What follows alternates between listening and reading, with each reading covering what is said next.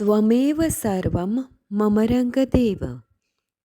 દત્ત ભાગવતનું બિરુદ પામેલ શ્રી રંગ અવધૂત શ્રી વિરચિત શ્રી ગુરુલીલામૃત ગ્રંથ આવાગમનના ફેરામાંથી મુક્ત કરાવે છે.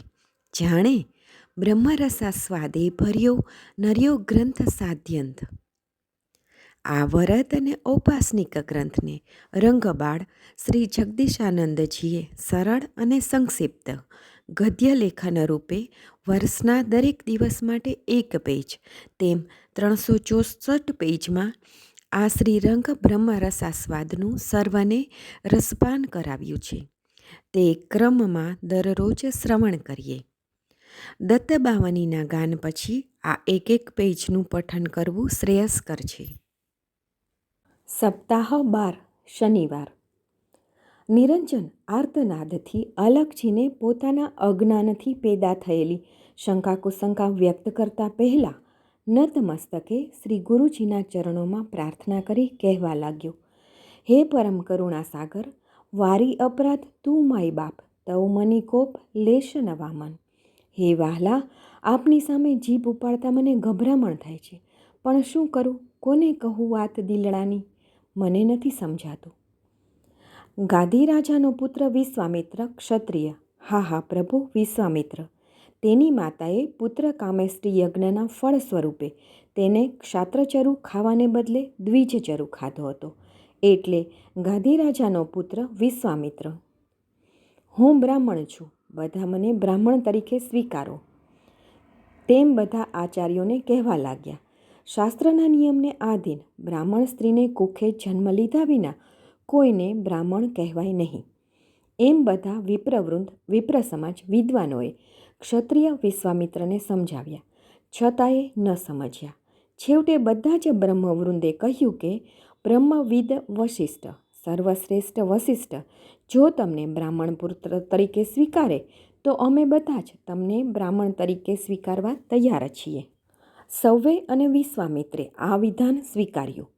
વશિષ્ઠ પાસે જઈને વિશ્વામિત્રે કહ્યું કે હે ઋષિવર, મારી માએ પુત્ર કામેષ્ટિ યજ્ઞના ફળ સ્વરૂપે દ્વિજચરુ ખાધો હતો. હું તેની કુખે જન્મેલું છું, તો આપ મને બ્રાહ્મણ તરીકે સ્વીકારો. વશિષ્ઠ ઋષિએ બ્રાહ્મણ તરીકે સ્વીકારવાની ના પાડી. વિશ્વામિત્રે વારંવાર બ્રાહ્મણ તરીકે સ્વીકારવાની વશિષ્ઠને વિનંતી કરી. એ વિનંતીનો અસ્વીકાર કરતા વિશ્વામિત્રે વશિષ્ઠના 60 પુત્રોને ક્રોધના આવેશમાં શત્રુ મારે તે મારી નાખ્યા હતા. તે સમયે વશિષ્ઠ ઋષિએ વિશ્વામિત્રને કશું જ કર્યું નહીં. નહીં કોઈ શાપ આપ્યો, નહીં કોઈ શિક્ષા કરી, નહીં કોઈને તેને મારી નાખવાનો આદેશ આપ્યો. મને ત્યારથી શંકાકુશંકા થઈ કે વશિષ્ઠ ઋષિ પોતે મંત્રસિદ્ધિના જ્ઞાતા તપસ્વી હોવા છતાંય પોતાના અપરાધના દોષિતને કશું ના કરી શક્યા, ન શાપ આપી શક્યા. તો અહીં નવું સ્નેહ, તેમના આશીર્વચન કેવી રીતે ફળે, તેની મને શંકા થઈ. પ્રભુ, મને માફ કરો. અલખજી નિરંજનની અતિ લાગણીશીલ ભાવનાને સમજીને સમજાવવા લાગ્યા. હે નિરંજન, એટલું યાદ રાખ, સંસારી સ્વાર્થીજનો અંદરોઅંદર થતા વેરના બદલાની ભાવના વંશો સુધી રાખતા હોય છે. જ્યારે જ્ઞાની સજ્જન સંતો પોતાની તપસ્યાના પુણ્યનું પતન ન થાય તે માટે માત્ર પોતાના ઉદ્ધાર માટે કે પોતાના જીવન કે કુળ બચાવવા ક્યારેય શાપ કે ધૃણા તિરસ્કાર કરતા નથી. જ્ઞાની સંતો કર્મ અકર્મ, સંકલ્પ વિકલ્પ જેવા દ્વંદ્વોથી પર હોય છે. એમનું જીવન જગતના કલ્યાણાર્થે જ હોય છે. સમજ્યો? આવા સિદ્ધ યોગીઓ ત્રણેય કાળને, પૂર્વકર્મને, વર્તમાનને, ભવિષ્યને અને ઋણાનુબંધનને જાણતા હોય છે.